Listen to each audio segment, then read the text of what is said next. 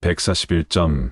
예수님에 대한 신앙적 자세. 오늘 하나님의 말씀은 누가복음 23장에 있는 말씀으로 은혜를 나누고 싶습니다. 23장에는 예수님과 대면하는 내용들, 그리고 예수님에 대해서 평가하는 몇 가지의 유형들이 있습니다. 지금 이 시대의 사람들도 예수님을 도덕적으로 착한 분이다, 인간적으로도 모범적인 분이다, 이렇게 말을 하면 좋아합니다. 그러나 의로운 분이다, 하나님의 아들이시다, 이렇게 말을 하면 종교적 의미로 받아들여 일절거리를 두는 것을 보게 됩니다. 예수님을 믿는 우리 신자의 입장에서는 주님은 그리스도시고 살아계신 하나님의 아들이시며, 그리고 하나님 우편에 앉아 계신 분이신 것을 성경을 통해서 깨닫습니다. 또 성령님께서 우리의 마음에 확신을 주신다고 믿습니다. 세상의 언어와 세상이 줄 수 없는 영적인 임재의 평안, 그런 것을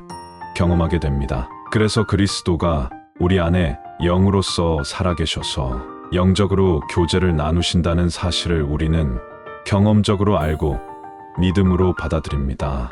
유대인들 예수님을 고소하다. 그런데 이러한 신앙의 결과는 오늘 누가복음 23장에 있는 사건의 내용을 주의 깊게 주목할 필요가 있습니다. 23장의 첫 번째 나오는 내용은 뭐냐면, 많은 사람들이 예수님을 붙잡아서 빌라도 앞에 끌고 갔다는 것입니다. 배경을 좀 이해할 필요가 있는데, 당시 빌라도의 직함은 로마로부터 임명받은 총독이었습니다. 그러니까 로마의 황제로부터 위임을 받은 군대 또는 행정 통치 행위를 하는 사람이었습니다. 당대 로마가 워낙 큰 나라였으니까 총독이 많았습니다. 그 중에 유대 지역인 가이사랴 지역의 총독이 빌라도였고, 유대인들이 총독 앞에 예수님을 재판하려고 끌고 온 것입니다. 그러니까 로마의 법으로 예수 그리스도를 재판하기 위해서, 정죄하기 위해서 끌고 온 것입니다. 유대인들이 내가 유대인의 왕이다 는 예수님의 말씀을 듣고 화가 나서 빌라도 앞에 고소를 한 것입니다. 이전에는 고소한 죄목에 대해서 첫 번째는 백성들을 미혹시켰다는 것과 세금을 바치지 못하게 했다는 것이 행정적인 이유하면, 자신이 그리스도이고 왕이라고 주장했다는 명목은 종교적인 이유로 빌라도 앞에 고소를 한 것이었습니다. 그러자 빌라도가 예수님께 물었습니다. 당신이 유대인의 왕이냐? 묻자 예수님께서는 내가 말한 대로이다, 이렇게 말씀하심으로써 예수님께서 유대인의 왕이란 죄목으로 유대인의 종교적인 죄목으로 끌려온 것이고 고소당한 것을 시인을 한 것입니다. 헤롯 왕에는 침묵하다. 이것을 좀 이해하자면 당시의 상황을 살펴봐야 합니다. 당시 헤롯은 유대 지역을 통치하는 왕이 있었습니다. 로마 정부로부터 유대 지역은 너희가 통치하라는 권한을 부여받은 왕이 있었습니다. 당시 유대인들을 종교성이 매우 강해서 종종 밀란을 일으켜 통치하기 쉬지 않았기 때문이기도 했습니다. 그래 로마 정부는 총독이란 군사적 영향의 총독을 세웠고, 유대인들을 잘 어우를 수 있는 왕이 필요했던 것입니다. 그래서 선출된 인물이 헤롯 왕이었기에 로마 정부의 신임도 필요했고, 유대인들에게 지지를 받아야 하는 두 가지의 필요성을 지니고 있었어야 했습니다. 그래서인지 헤롯은 의심과 시기심도 많았고 욕심과 정치력도 여우같이 영민했습니다. 집안적으로 상당한 재력을 가지고 있었다고 합니다. 헤롯이 예수님에 대해서 뭐라고 표현했냐면, 예수님을 정말 만나고 싶었다고 했습니다. 그 이유가 뭐냐면, 당신의 기적을 내가 직접 보고 싶었다는 겁니다. 유대인들은 기적을 되게 좋아하기 때문에 예수님을 만나서 이런저런 기적을 통해서 정말 예수님이 신통방통한 분인가, 그것을 확인하고 싶었던 겁니다. 이렇게 예수님을 의도적으로 시험했을 때 예수님께서는 아무런 대꾸도 대답도 하지 않는 겁니다. 그래서 헤롯에게는 침묵으로 일관한 반면에 빌라도의 질문 앞에 내가 유대인의 왕이라고 한 인정하는 모습이 다른 차이점이라고 할 수 있습니다. 상황에 따른 달리 대처를 하신 것이라 하겠습니다. 즉 헤롯의 기적은 다분히 종교적인 것이었고 빌라도는 행정적인 것이었다는 것입니다. 빌라도 죄를 찾지 못하겠다. 어쨌든 예수님을 끌고 왔을 때 빌라도는 이런저런 상황들을 종합해 본 결과 백성들을 선동했다. 라고 고소한 많은 무리들의 말을 수긍할 수는 있었습니다. 그러나 과연 이 예수라 하는 사람이 종교적인 문제로 선동을 받아서 왔지만 나는 로마의 법률로 가지고 판단을 해보니 로마를 적대할 만한 일인지 의문이다. 그래서 이 예수라는 사람을 죽일 만한 죄를 찾기가 좀 어렵다. 이렇게 빌라도의 본심을 드러내는 것입니다. 그래서 때마침 헤롯이 유대인의 자치왕이 예루살렘에 와 있으니 빌라도는 예수를 정죄하는 것을 유보하기 위해서 헤롯에게로 보냈습니다. 그런데 앞의 말처럼 예수님께서는 헤롯에게 아무런 대꾸도 하지 않고 기적도 일으키지도 않았으니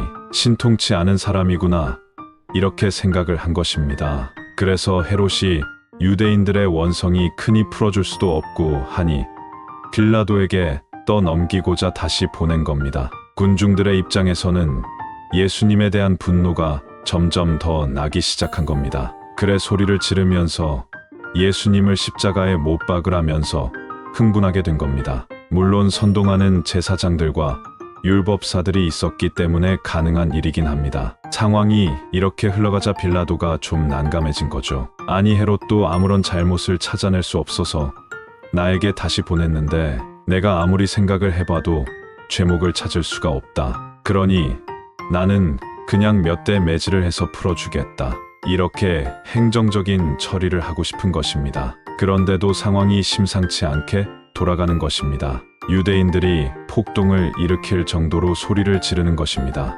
예수를 죽이라, 십자가에 못 박으라 이렇게 흥분을 하는 겁니다. 집단 무의식의 흥분이랄까 걷잡을 수 없을 지경이 되어가는 겁니다. 빌라도의 정치적 입장에서도 로마 정부로부터 문책을 받을 수 있는 상황이 될지 모를 상황까지 되어가는 겁니다. 정치가 행정가는 민심에 촉각을 세울 수밖에 없지 않습니다. 이는 예나 오늘이나 마찬가지입니다. 빌라도의 중재안, 바나바냐 예수냐? 이렇게 급변하자 빌라도가 제안을 하는 겁니다. 자 진정들 하고 한번 내 말을 들어봐라.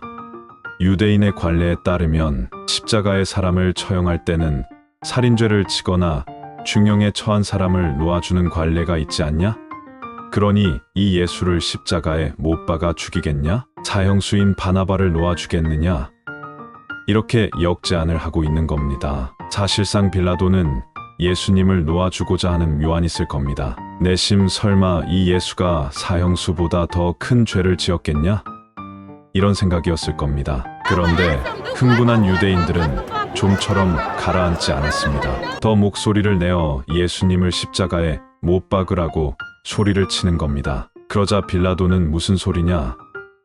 바라바는 살인 죄인고 흉악무도한 죄인이다. 반면에 예수님은 그럴 만한 죄를 짓지 않았으니 나는 예수를 풀어주를 원한다. 라고 말하는 겁니다. 그런데 군중들이 예수를 십자가에 못 박고 바라바를 풀어주라고 그렇게 계속적으로 선동을 하는 것입니다. 22절에는 빌라도가 세 번째 물었다. 는 표현이 있습니다. 그리고 이 사람에게서 죽을 죄를 찾지 못했다. 따라서 매질만 하고 풀어주겠다. 라고 말함으로써 예수님을 세 번이나 유보한 것을 발견하게 됩니다. 내심 빌라도는 최선을 다했다는 겁니다. 이것은 무슨 의미를 얘기하냐면 예수님께서 십자가에 못 박혀 죽을 만한 죄가 없다. 라는 것을 세 번 거듭 주장했다는 표현인 것입니다. 이에 반해 23절에는 이 말을 들은 사람들은 뜻을 굽히지 않고 계속해서 큰 소리로 예수님을 십자가에 못 박으라고 요구했다고 했습니다.